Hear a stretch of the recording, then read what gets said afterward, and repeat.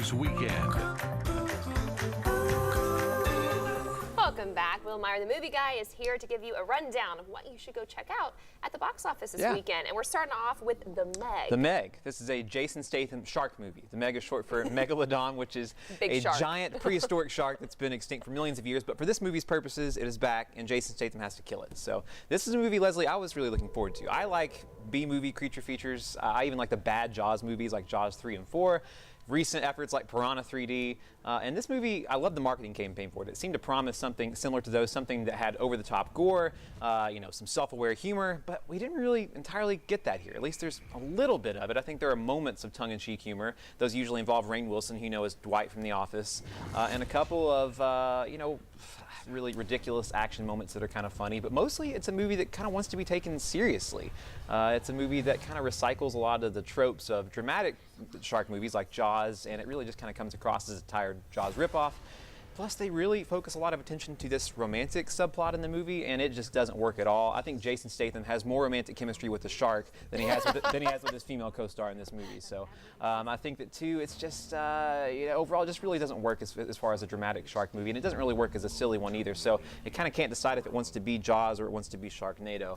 I don't think the filmmakers even really knew what they were making. Jason Statham has said this past week that he was disappointed with the movie. He thought he was making something over the top and gory and R-rated. This movie's PG-13. The director said he thought he was making something hilarious, so the studio just took this movie and really cut it up the way they wanted, I think. But, I didn't hate it. I would have given it 2 stars if it would have sort of ended a half hour earlier, but it goes on way too long, so by the end of it, I was really just begging to get out of there. So 1.5 out of 4. Have any jump moments? Like, were you? A couple, yeah, but... I about jumped when that big old shark came up. I knew it was happening, but I still jumped. Yeah, a couple of jump moments. All right, next on the list, BlackKklansman. Yeah, Leslie, this is a fascinating, exciting, true story. It's the story of Ron Stallworth, who was an African-American police officer in Colorado Springs in the 1970s. And he successfully infiltrated the KKK and became a leader of a local chapter. This movie stars John David Washington, that's Denzel Washington's son there, as Ron Stallworth. And it also stars Adam Driver as his partner, and Adam Driver is the one who has to pretend to be Ron in person at the KKK meetings, because of course the real Ron Stallworth is black. This movie is directed by Spike Lee, one of our best living filmmakers, but he hasn't really made a great movie in a long time, so I'm happy to say this is his best movie in at least a decade, and it feels like vintage Spike Lee. It's wonderfully self-indulgent, it's bursting with energy, it's stylish, and it's really entertaining. This movie is hilarious, which is one thing that really surprised me. This movie is deeply, deeply funny. Of course, Spike Lee recognizes the ridiculousness of this premise, and he really just finds the humor in every scene, but he never loses sight of how dangerous these racists are, and so you're constantly on edge, even though you're laughing because you're just wondering when Adam Driver is going to be found out by these guys. It's a movie that is also a thought-provoking examination of racial identity. The hero here is being pulled in a couple of different directions, and it's really compelling how Spike Lee explores that. Same with Adam Driver.